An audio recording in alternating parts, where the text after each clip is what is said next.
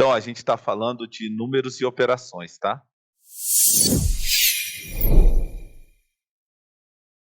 Então, a primeira coisa que a gente tem é a contagem, tá? Contagem, a gente começa com a correspondência 1 a 1. O que é a correspondência 1 a 1? A gente pega um objeto, por exemplo, um graveto, uma pedra, tá? E faz uma associação com o objeto de interesse que a gente quer contar. Qual o exemplo que eu dei aqui, tá? Da ovelha, você ia contar suas ovelhas, né, seu rebanho. Então, você pegava uma pedrinha, tá?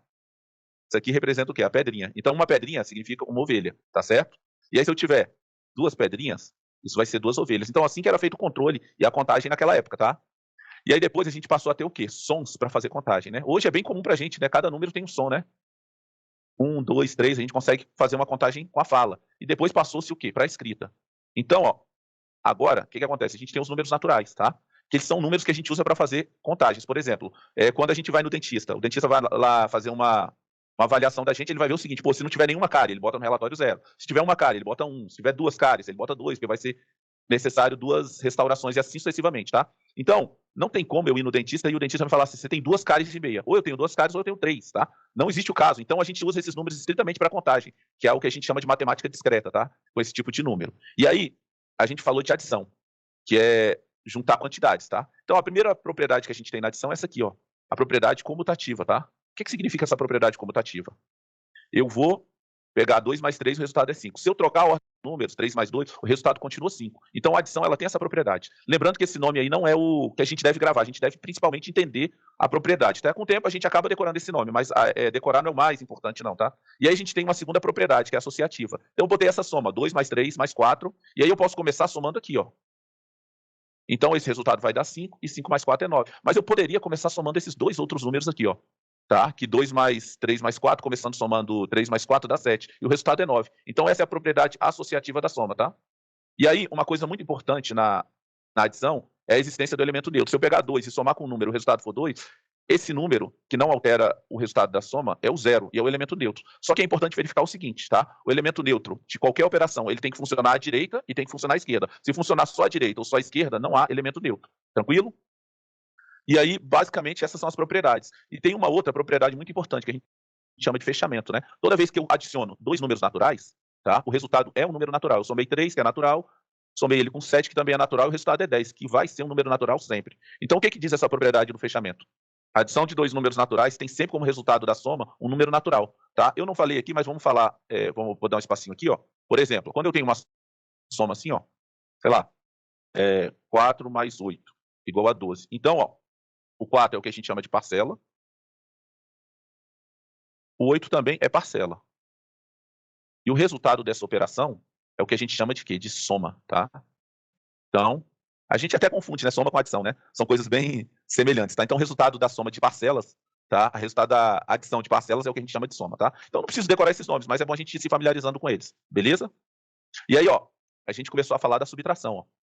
2 menos 1 é 1. E quando eu pego 1 menos 2, dá menos 1. Então, a gente percebe de cara que a subtração, ela não é uma operação o quê? Comutativa. A subtração não é comutativa. Se eu trocar as ordens, o resultado fica diferente, tá?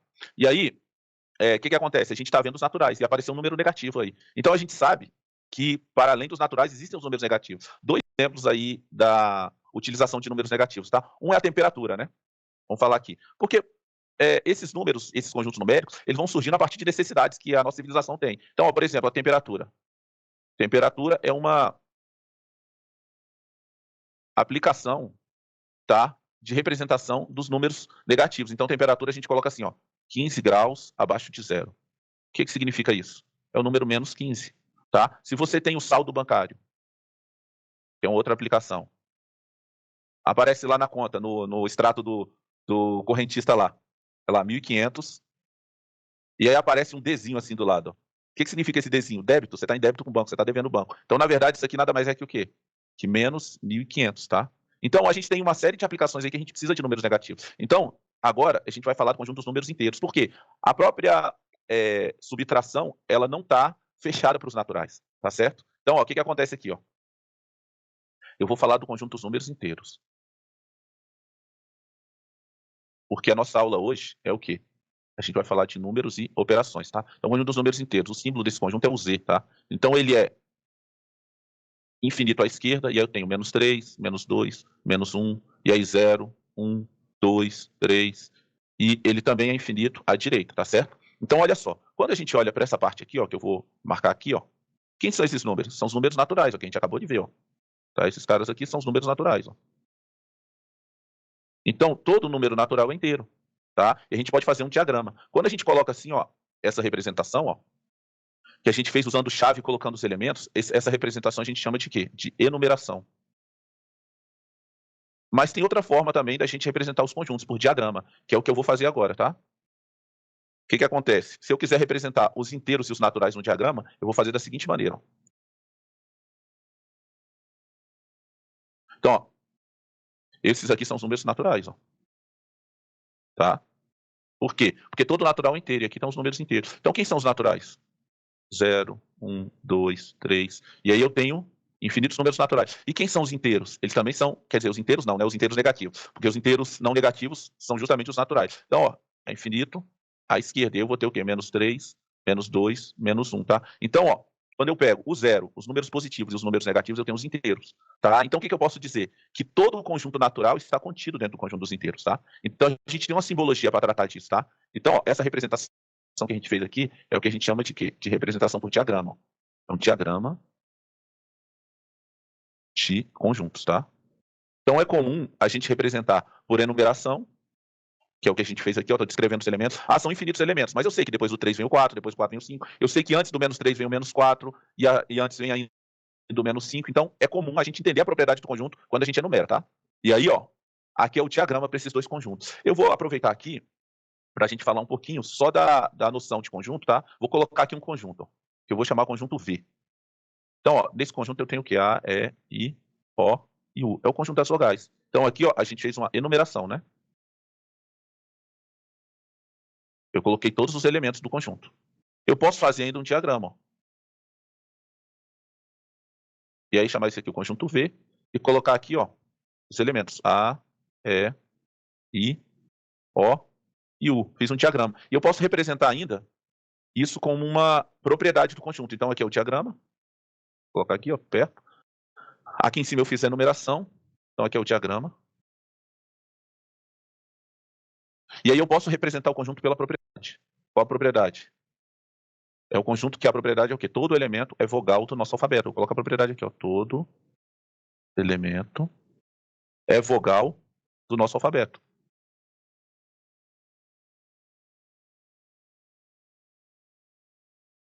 Tá? Então, tem as três maneiras aqui de eu representar um conjunto. Por enumeração, por diagrama ou falando uma propriedade comum de todos os elementos. Tá? Então, aqui está representado o quê? Propriedade, né? Pela propriedade comum aos elementos. Qual a propriedade? Ser vogal do alfabeto. Então, assim que a gente representa, tá? Os conjuntos, tá certo? Então, por quê? Porque a gente está falando de números e operações, mas aí surgem os conjuntos numéricos, então a gente precisa dar uma pincelada nisso aí, tá? E aí tem a simbologia que eu utilizo, tá? Eu não sei se vocês lembram, mas eu vou relembrar aqui para vocês, tá? Vamos falar aqui de simbologia. Tem uma simbologia que é o pertence, chama pertence, e quando eu risco esse símbolo, significa o quê? Não pertence. Então, toda vez que eu risco um símbolo, por exemplo, esse aqui é o igual. Peraí. Esse aqui é o símbolo o quê? Que representa o igual. Se eu pegar esse símbolo que representa o igual e riscar ele, ele vai ser o quê? O diferente. Então, toda vez que a gente risca um símbolo em matemática, a gente quer o quê? O contrário dele, né? Como se fosse uma espécie de antônimo. Beleza? Então, ó, o que que acontece? A gente tem os símbolos pertence e não pertence. Esses símbolos servem para relacionar o quê? Pertence e não pertence servem para relacionar elementos e conjuntos.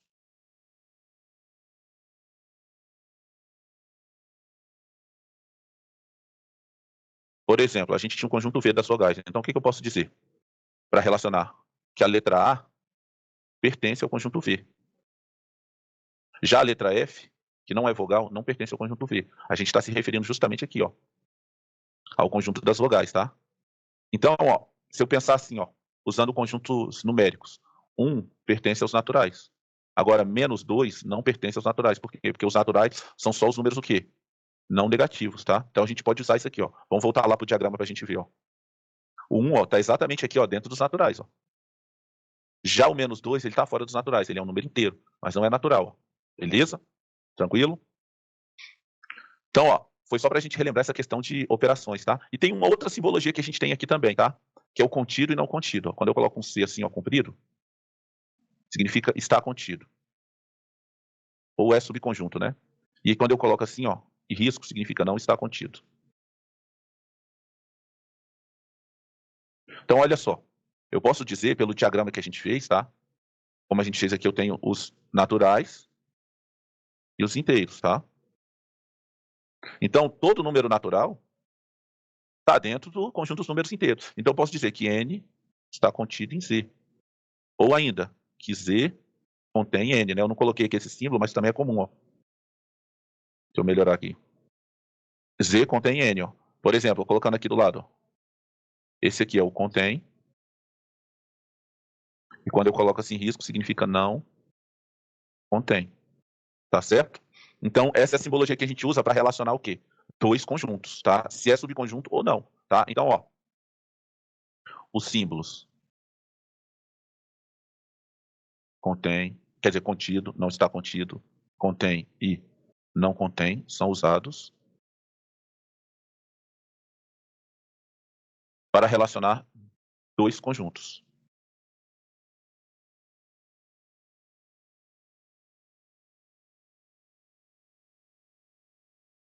Beleza? Então, ó, isso aqui foi uma breve revisão sobre a questão de conjuntos, tá? Sobre anotação e simbologia, tá bom? Então, a gente tinha parado o quê? Nas operações, tá? E da subtração a gente teve necessidade, tá? De fazer o quê? A introdução do conjunto dos números inteiros. Por quê? 2 menos 1 é 1, e 1 menos 2 dá menos 1, então ultrapassou os naturais. Então, por isso a gente tem o conjunto dos números inteiros, que tem todos os naturais, e começa a ter o quê? Os números negativos, tá? Imediatamente antes do menos 3 é o menos 4. Imediatamente antes do menos 4 tem o menos 5. E assim sucessivamente. A gente não tem números decimais. Tá? O próprio nome do conjunto inteiros, né? Não tem parte decimal, beleza? Então, ó, vamos continuar aqui falando da subtração, tá? Então, a gente viu agora que a subtração não é comutativa, ou seja, se eu tiver assim, ó, 2 menos 1, isso é igual a 1. E 1 menos 2, isso é igual a menos 1. Ó. Então, em geral, tá? Se eu tiver na subtração, A menos B é diferente de B menos A. Em geral, tá certo? Eu posso ter um caso em que é igual, sim, 0 menos 0 é igual a 0 menos 0. Eu boto A igual a 0, o B igual a 0, aí ficaria igual. Mas isso aqui, em geral, tá? A subtração ela não é comutativa. Por quê? Porque eu troquei a ordem e o resultado ficou diferente. Ó, tá? Outra coisa, tá? A subtração, se eu pegar assim, ó, 2 menos 0, o resultado disso é 2. Agora, se eu pegar 0 menos 2, isso dá quanto? Menos 2. Vocês estão vendo que o 0 não é elemento neutro? Tá? O resultado deu diferente. Então, a subtração não possui elemento neutro.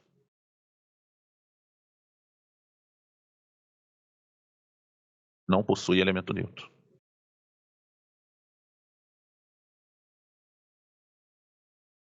Tá? E aí, uma pergunta interessante agora, tá? Quando eu tenho uma expressão numérica que tem adição e subtração, qual que eu faço primeiro? A gente faz da esquerda para a direita, do jeito que a gente está lendo, tá? Isso costuma confundir bastante. Ó. Então, se eu tiver assim, ó, 2 menos 3 mais 4, tá? Eu devo começar aqui, ó, do mesmo jeito que eu leio. A não ser que tenha parênteses, aí muda a operação. Então, por exemplo, eu faria primeiro essa conta. 2 menos 3, isso é quanto? É menos 1. Então, essa conta vai se tornar o quê? Menos 1 mais 4, que isso dá quanto? Menos 1 mais 4, isso dá 3, tá? Como é que eu faço essa conta menos 1 mais 4? Isso é muito confuso para as pessoas, né? Normalmente, ó, vou colocar um outro exemplo aqui para aplicar, tá? Se eu colocar assim, ó, menos 3, menos 2, isso dá menos 5, tá? Muitas pessoas confundem e acham que isso dá mais 5 por causa do jogo de sinal. Que o pessoal costuma falar assim, menos com menos dá mais. Não nesse caso. Essa questão do jogo de sinais a gente só usa na multiplicação e na divisão, tá? Então, por exemplo, ó, vou pegar e representar as duas contas aqui usando um esquema que ajuda a gente a entender melhor essa questão de soma e subtração de números inteiros, tá? Por exemplo, se eu tiver, ó, menos 1 mais 4, vou colocar aqui, ó, menos 1 mais 4. Quem é o menos 1? É um sinal de menos. Quem é o mais 4? Eu coloco 4 sinais de mais. E aí, ó, esse cancela com esse. O que restou? 3 sinais de mais, que é mais 3. Então, o resultado disso aqui é 3. Agora, por exemplo, se eu tivesse, ó, menos 3, menos 2. Então, o menos 3 está aqui, ó. E o menos 2 está aqui, ó. No final de tudo, eu tenho quantos sinais menos? 5. Então, o resultado disso é menos 5, tá? Então, essa é uma boa forma da gente relacionar essas contas aí para que a gente não erre, tá? Vamos fazer mais alguns exemplos aqui? Por exemplo, se eu tiver assim, ó, menos 7 mais 5, tá? Então, vou representar o menos 7. Então, são 7 sinais de menos. Vou representar o 5. Então, o que vai acontecer? Ó? Esse simplifica com esse. E aí, até que a gente vai ver o quê? Vai sobrar o quê? sobre esses dois sinais de menos, então é menos 2. O resultado dessa conta vai ser justamente o quê? Menos 2. Gente, isso aqui ajuda no quê? Isso ajuda em números pequenos, mas quando você tem um entendimento para números pequenos, você faz com números grandes com tranquilidade, tá? Então, ó, só retomando aqui, ó, tá? Eu começo quando não tem parênteses, tá? Porque o parênteses determina a ordem da operação. Então, eu subtraio do jeito que eu tô lendo. 2 menos 3 mais 4, tá? Então, eu faço 2 menos 3 dá menos 1, somo 4 dá 3, tá? Então, para que não haja confusão.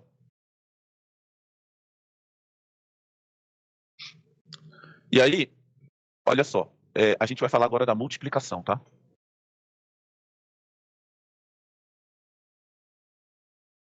A multiplicação tem os fatores e o resultado da multiplicação é um produto. Então, se a gente coloca assim, ó, A vezes B, sei lá, isso é igual a C. O A é o que a gente chama de fator. O B também é um fator da multiplicação. E o C é o que a gente chama de quê? De produto, que é o resultado da multiplicação, tá? Então, ó, primeira coisa, vamos pegar aqui dois casos. Se eu pegar 2 vezes 3, isso é igual a 6. E se eu pegar 3 vezes 2, também é igual a 6. Eu troquei a ordem dos fatores e o resultado foi o mesmo. Então, isso é o que a gente chama de propriedade comutativa, tá? Então, na multiplicação, vale a propriedade comutativa. Se eu trocar a ordem, o resultado continua o mesmo, tá? Então, essa é a propriedade comutativa, assim como a gente tinha na soma. Agora, se eu estiver multiplicando assim, ó, 3 números, 3 ou mais números, né? Se eu pegar assim, ó, 2 vezes 3 vezes 7, tá? Então, eu posso começar fazendo essa aqui primeiro, ó.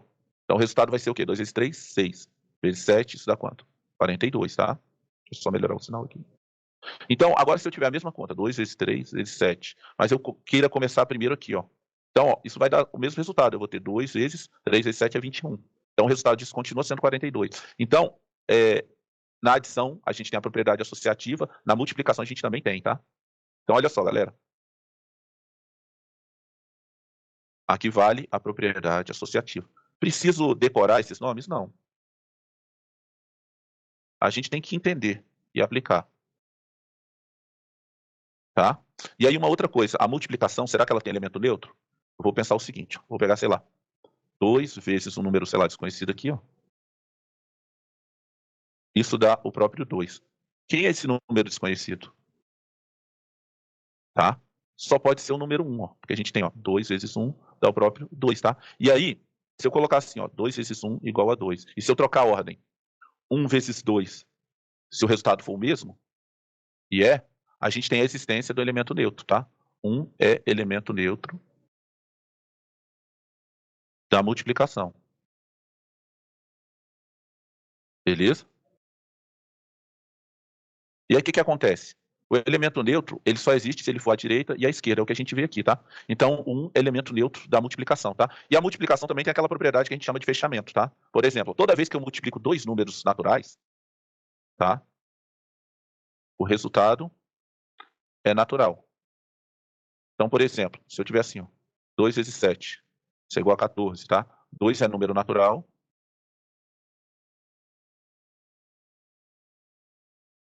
Se a gente pegar o 7, também é um número natural.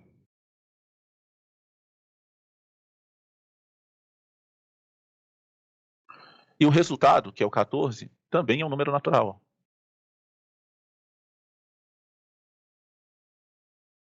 Então, toda vez que eu multiplico dois números naturais, o resultado é natural, tá? Nos inteiros também vale isso. A multiplicação de dois inteiros, tá? É um número inteiro, tá? Então, quando eu pego aqui, ó, sei lá, 2 vezes menos 7. Aqui, ó, vale o jogo de sinal, né? Positivo e negativo. Mais vezes menos dá o quê? Menos. Menos 14, tá? Então, a gente considera o quê? Que eu já... Como que eu uso a simbologia aqui, ó? 2 é natural. Eu poderia colocar assim, né, ó. 2 pertence ao conjunto dos naturais. Se eu colocar assim, ó, 7 pertence ao conjunto dos números naturais. E assim, ó, aqui, ó, como é que eu colocaria essa sentença? Usando a simbologia 14 pertence aos naturais, tá? Então, ó, toda vez que eu tiver dois números inteiros, ó, 2 pertence aos inteiros, o menos 7 também pertence aos inteiros, e o resultado, menos 14, pertence aos inteiros. Então, a multiplicação, ela é fechada, tá? No conjunto dos números naturais e no conjunto dos números inteiros, tá? A adição, ela é fechada só nos naturais, beleza? Então, olha só, galera, continuando aqui, ó, a gente está falando das propriedades dos naturais e dos inteiros na multiplicação. Então, toda vez que eu multiplico dois números naturais, o resultado é natural, tá? E toda vez que eu multiplico dois números inteiros, o resultado é inteiro, tá? Galera, quem chegou depois, não se preocupe, essa aula está sendo gravada e eu vou disponibilizar para vocês, beleza? Então, essa é a propriedade do fechamento na multiplicação de naturais e inteiros. Tranquilo? Agora, olha só, vai falar um pouquinho da divisão, tá? Operação de divisão.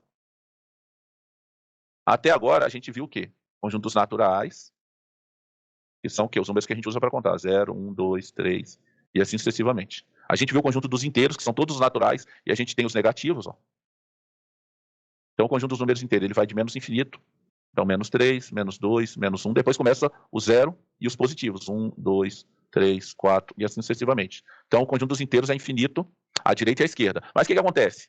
Depois do menos 1 vem o zero. Depois do zero vem o 1. Depois do 1 vem o 2. Então, entre dois números inteiros, não existe nenhum outro número, tá? Tratando assim. Então, a gente não tem ainda existência de números com casas decimais. E aí, a gente vai precisar disso para representar, por exemplo, o nosso sistema monetário, né? A gente sabe que o nosso sistema monetário tem o quê? Tem o valor inteiro e tem as casas decimais, né? Quando você vai comprar combustível, sei lá, 5,49, né? O preço da gasolina. Vamos colocar aqui, ó. Preço da gasolina por litro. Então, o preço da gasolina por litro, na maioria dos postos você vai encontrar o quê? 5,49, né? Então, a gente percebe que existe uma parte decimal. Então, isso é a necessidade que a gente tem. Para isso, a gente vai ver o próximo conjunto, tá? Então, eu vou só dar um exemplo aqui, ó, para vocês verem. Por exemplo, quando eu tenho 2 dividido por 1, o resultado disso é 2. Agora, se eu trocar a ordem, 1 dividido por 2, o resultado não é 2, é 0,5, tá? Então, aqui, ó, na divisão, a gente vai já ver que a divisão não é comutativa, né? O que é comutatividade mesmo? Trocar a ordem dos números mantendo a operação. O que acontece? Se o resultado for igual, é comutativo. Então, nesse caso da divisão, não é comutativa, tá? Não é comutativa. Por quê? Eu peguei os mesmos números, ó, 2 e 1, 1 e 2. Troquei a ordem e os resultados ficaram o quê? Diferentes. Então, a gente vê que quando a gente quer dividir, vai aparecer em um outro conjunto, né? Qual conjunto? Dos números decimais. Então, a gente precisa entender o seguinte: dependendo de quantas casas decimais eu queira ter, a gente vai ter muitos números. Vou dar um exemplo aqui, para a gente começar a discutir isso. Se eu tiver o número 0,75 e 0,76, quantos números existem entre 0,75 e 0,76? Infinitos, tá? Eu posso colocar assim, ó, 0,751, 0,752. Então, se eu quiser 4 casas decimais, eu posso colocar mais, ó. 0,7501, 0,7502, com 3 casas decimais, com 4 casas decimais e assim sucessivamente. Então, ó, chega uma hora que, por mais pequenos que sejam esses números, sempre existem números entre eles, tá? Então, a gente precisa de um outro conjunto, que são os números o quê? Racionais, tá? Então, olha só, para a gente finalizar essa nossa primeira parte hoje, eu vou dar alguns exemplos aqui, ó, tá? Por exemplo, o 2. Qual é a parte decimal do 2? 0. Mas, por exemplo, eu posso ter o 0,75, que ele tem o quê? 2 casas decimais, né? 2 casas decimais. E ele é um número o quê? Aqui é um número inteiro, tá? Aqui é um número decimal exato. Por que decimal exato? Porque ele tem exatamente 2 casas decimais. Agora eu posso ter um número decimal periódico, tá? Por exemplo, 0,333. Já viram isso aqui? Ele tem o quê? Infinitas casas decimais.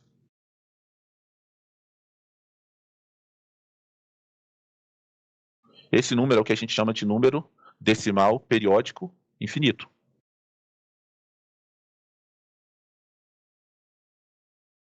Tá? Ele tem infinitas casas decimais. Também chamado de quê? De dízima periódica. Então, ó, a gente viu que a gente tem o quê? Eu posso ter uma casa decimal igual a zero, na verdade a gente chama de número inteiro. Posso ter 2 casas decimais, 3, 4, infinitas casas decimais. Então, a gente vai passar a estudar esses números decimais daqui por diante, tá? Então, ó, o que a gente vai fazer? A gente viu que na divisão nem sempre o resultado é inteiro. Por exemplo, eu posso ter aqui, ó, 4 dividido por 2, o resultado disso é 2. Agora, se eu tiver, por exemplo, 4 dividido por 3, isso aqui vai ser o quê?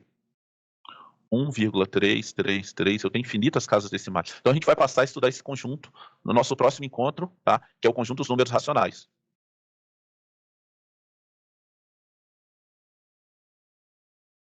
Racionais. Então, que a gente coloca o símbolo um Q assim, né? Um Q com tracinho dentro, né? Tá certo? Então, olha só, eu vou disponibilizar essa aula para vocês. A gente vai toda semana, toda quarta-feira, ter um encontro, tá? Não vai ser muito comprido, tá? Eu sei que todos vocês trabalham o dia inteiro, né? Eu também trabalho o dia inteiro e também trabalho à noite, né? Então, mas todas essas aulas vão ficar gravadas, tá? Para a gente ter uma interação melhor aí nas partes básicas da matemática, beleza? Eu quero desejar para vocês um bom dia, de trabalho, e eu vou disponibilizar tanto a aula quanto o arquivo PDF de tudo que a gente escreveu hoje, tá? Beleza? Fiquem com Deus, um abração, e eu vou encerrar aqui a nossa aula, deu aproximadamente aí 50 minutos, tá?